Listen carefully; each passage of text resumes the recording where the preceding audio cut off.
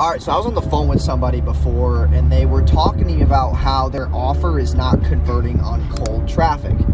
And they were also saying how they ran a Kickstarter and they raised $40,000, blah, blah, blah.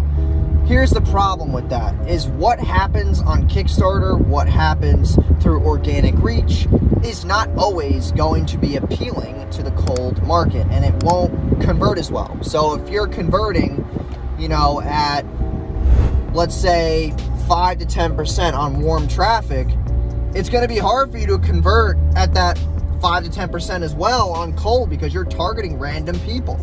Also, we were looking at his landing page, and first off was an opt-in. So you put your email in, a free opt-in, a short opt-in page, and then the letter.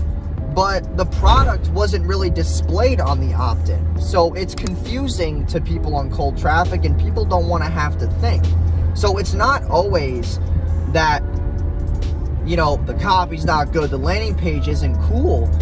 It just matters about how good that the offer really is. If the offer is not appealing to people on cold traffic and people are, hating on it, whatever the case may be, and you're not converting it at least over 2%, it's not always the landing page. It's not always the price. It's the offer, okay? And obviously the price is initiated into the offer.